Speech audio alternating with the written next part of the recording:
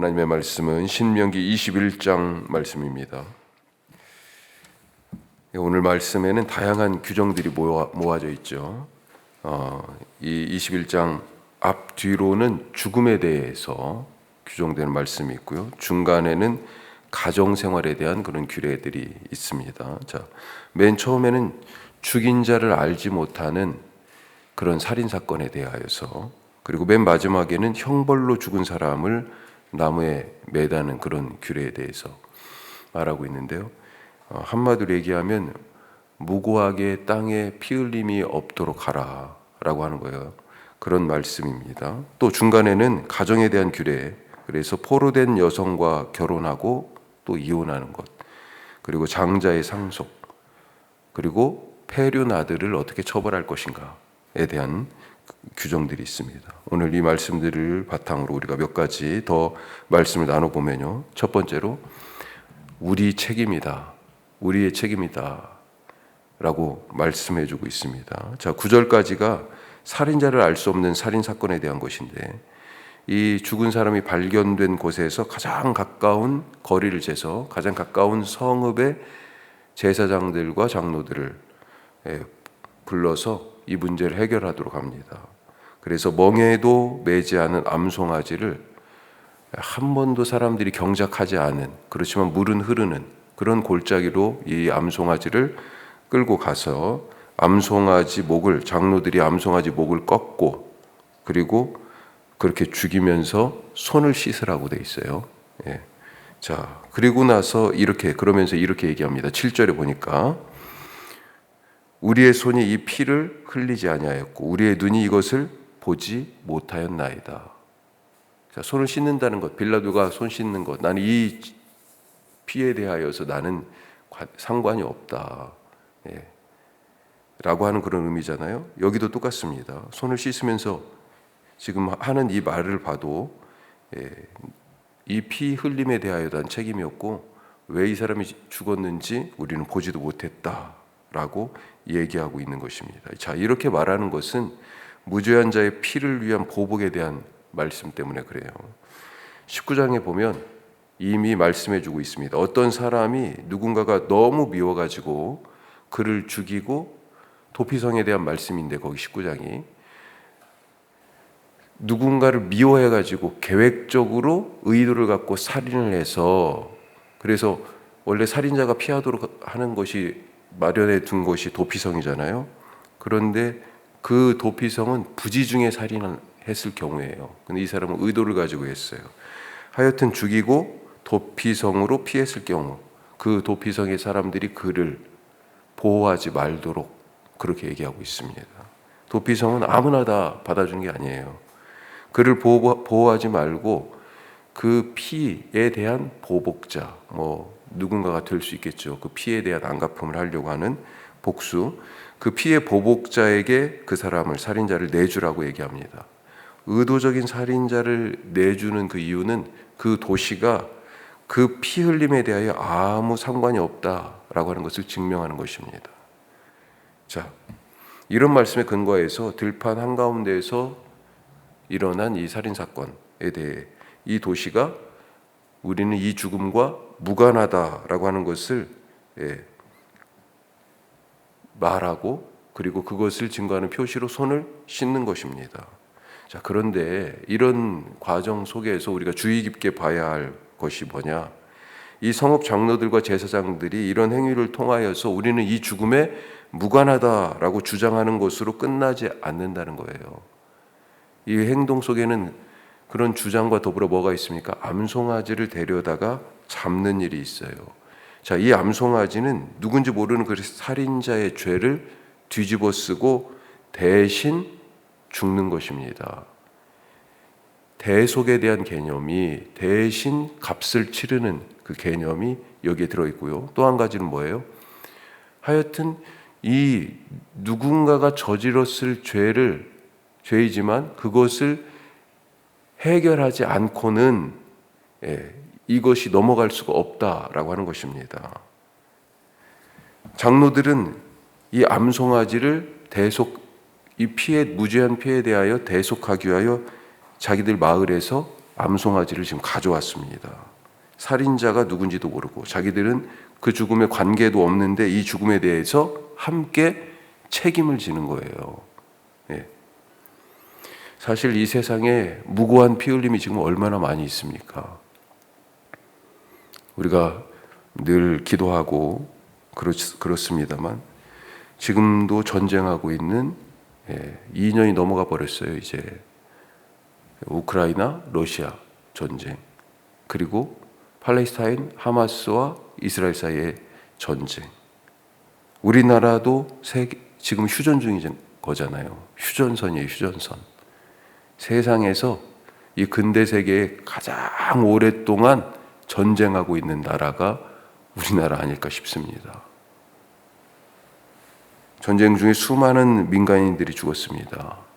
어린이, 여성들, 집과 일터 다 파괴되고 이렇습니다.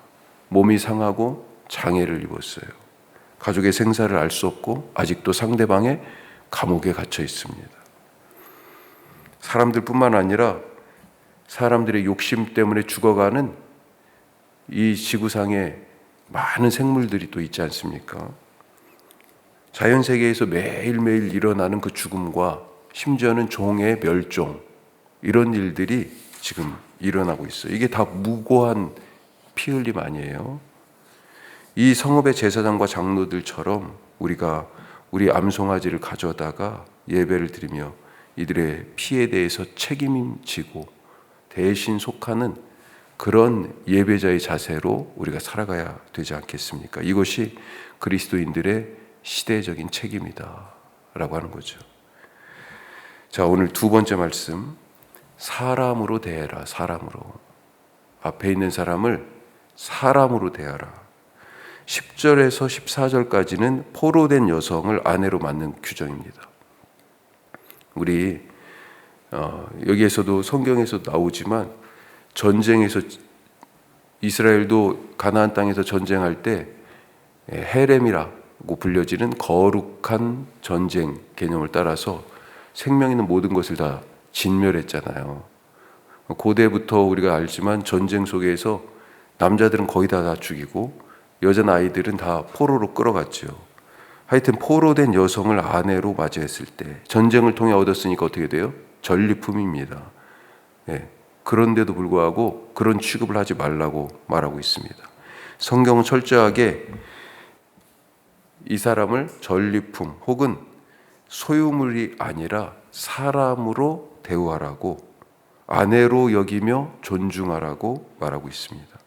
포로의 의복을 벗긴다 얘기하고 있죠. 새 옷을 입히겠죠. 더 이상 포로가 아니다. 이건 뭐예요? 자유한 시민으로 살도록 하라라고 하는 것입니다. 또 아마도 전쟁에서 죽임을 당했을 그들의 부모, 그들을 위하여서 한 달간의 애도의 기간을 갖도록 하는 그런 인간적인 규정이 같이 함께 있습니다. 또 추후에 남편이 변심해가지고 이혼하게 됐을 때 그때 돈 받고 팔지 마라. 이건 뭐예요? 소유가 아니라는 거예요. 종이 아니라 아내이기 때문에. 그래서 이 단락의 끝 14절 마지막에 보면 종으로 여기지 말라 이렇게 번역이 되어 있는 이 말은 본래 뜻이 강압적, 폭력적으로 대하지 말라 이런 뜻입니다.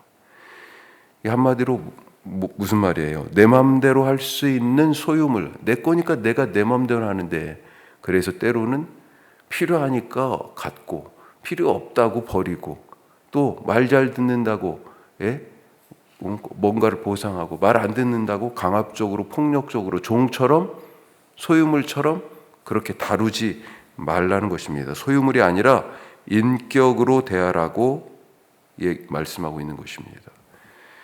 집에서 이때는 지금 이 고대잖아요. 그런데 지금 이 시대에도 사실은 조금 다른 모습이지만 이게 뭐예요? 권력을 갖고 힘을 갖고 내가 소유하고 주인 노릇하고 그리고 때로는 그래서 소유했거나 또 때로는 소유가 필요 없으니 버려버리는 권력자의 마음대로 하는 그런 행위가 지금 이 시대에도 사실은 일어나고 있지 않습니까?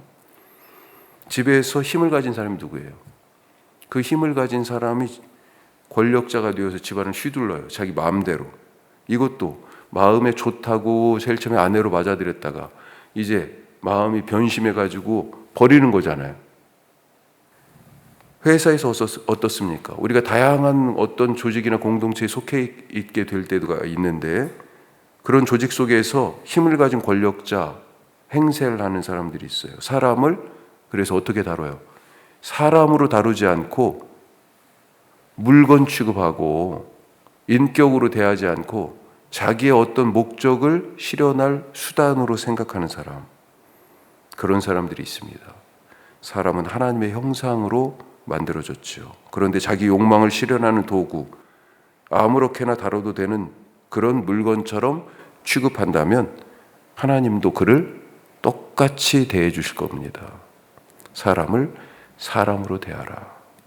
자, 세 번째, 질서를 따르라 말하고 있습니다. 질서. 장자에 대한 상속, 이것도 사실은 집안에서 권력자인 아버지 혹은 남편이 자기 마음대로 지금 하고 있는 거잖아요. 그대로 하지 말라는 거 아닙니까? 예를 들어서 오늘 말씀에서 얘기해 주고 있는데 두 아내가 있다고 하자. 이때는 지금 일부 다처제 사회를 지금 상정한 거예요. 두 아내가 있는데 첫째 부인은 마음에 안 들고 그 다음에 다른 부인은 마음에 들어요. 그리고 둘 다 아들을 낳았어. 나중에 상속할 때가 됐을 때 뭔가를 물려주게 됐을 때 어떻게 하라고 돼 있습니까? 마음에는 덜 차든 아내의 아들이지만 장자인 그 아들에게 두 몫을 주고 마음에는 더 들지만 그가 낳은 아들, 장자가 아닌 아들에게는 한 몫이에요. 이런 질서를 지금 주신 거예요. 한마디로 아버지, 남편 힘을 가졌다. 결정권이 있다. 내게.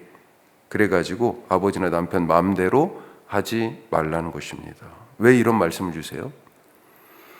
가정의 주인이 하나님이시고 질서를 따라야 가정이 세워지기 때문에 만약에 이런 질서가 없었다면 어떻게 되겠습니까? 더 많이 상속받기 위해서 아주 별짓을 다 했을 거예요. 모함과 경쟁, 암투, 비난, 서로를 제거하기 위한 노력, 뭔가 하여튼 권력자의 마음에 들어야 그걸 결정할 수 있는 남편이나 아버지 마음에 들어야 되는 거 아니에요. 창세기의 창조 사건은 질서를 만드는 사건이었습니다. 첫째 날, 둘째 날, 셋째 날, 여섯째 날까지 해가지고 각각의 날들은 뭐 만들었냐 그것만 만드신 게 아니고요. 원래 창조 이전의 모습이 어떤 거였습니까? 땅이 혼돈하고 공허하며 흑암이 이렇게 되어 있습니다. 이게 창조 이전의 모습인데 이것이 어떻게 바뀌었어요? 혼돈이 먼저 나왔어요. 혼돈, 공허, 흑암. 혼돈이 어떻게 됐어요? 질서로 바뀌었어요. 공허, 텅 비어 있었잖아요. 채워졌어요. 창조를 통해서. 어둠 가운데 처음 선포가 뭐였어요? 빛이 있으라는 말씀이 있어요. 이게 지금 창조를 통하여서 지금 눈에 보이는 이런 것들만 창조된 게 아니고요. 질서가 창조된 겁니다. 혼돈 속에. 하나님께서 지금 이 가정에 뭘 부여하신 거예요? 질서를 부여하시며 창조하신 거예요. 이게. 그 뒤에 나오는 폐륜 아들을 돌로 쳐 죽이라고 얘기하잖아요. 이것도 뭡니까? 바로 질서를 얘기하신 겁니다. 질서를. 우리 사회, 아니 내 인생이 뒤죽박죽입니까? 혼돈이에요? 질서를 창조하시는 하나님을 의지하시길 바랍니다. 이 질서가 어디에서 나왔어요? 이 가정의 질서가, 내 삶의 질서가 창조에서 그 질서가 어떻게 부여됐습니까? 하나님이 말씀하셔서. 뒤죽박죽인 내 삶이, 뒤죽박죽인 우리 집이 제자리를 찾아가기 위하여서는 하나님의 말씀, 질서를 부여하신 하나님의 말씀이 필요하다는 것입니다. 그것이 내가 사는 길이고 공동체가 사는 길이다. 오늘 하나님의 말씀을 따라서 그런 질서 안에서 혼돈이 아니라 평안하실 수 있기를 주님의 이름으로 축복합니다. 기도하겠습니다. 우리 세 가지 말씀 나눴습니다. 저 피는 우리하고는 상관없어요. 그렇지만 가장 가까운 성읍의 장로 제사장들이 그 피에 대하여 책임을 졌습니다. 우리 그리스도인이 이 시대를 향하여 그런 책임 있는 자세로 살게 하여 주옵소서. 기도하시고, 물건이 아니라 내 욕망을 실현하기 위한 사람으로 내 앞에 있는 사람을 그렇게 대하라 라고 하는 것, 그리고 질서를 세우신 하나님의 말씀, 그 말씀으로 내 삶이 세워지고 우리 가정이, 교회가, 이 사회가 주님이 세워지게 하여 주옵소서. 우리 기도하실 수 있길 바랍니다. 내일이 또 투표일이겠어요. 꼭 투표에 참여하셔가지고 하나님의 역사 운행에 함께 하실 수 있길 바랍니다. 질서를 세워가는 과정이에요. 하나님의 뜻이 하늘에서와 같이 땅에서도 이루어지길 원합니다. 기도만 아니라 우리의 작은 실천을 통해서 이루어가는 그런 시민의 책임감, 그리스도인의 책임감 가질 수 있길 바랍니다. 그렇게 또 기도해 주시고, 좋은 일꾼이 하나님이 계획하신 그 일꾼들이 세워지고 역사가 운행되게 하옵소서. 이 나라를 불쌍히 여겨 주옵소서. 우리 다 같이 기도하겠습니다.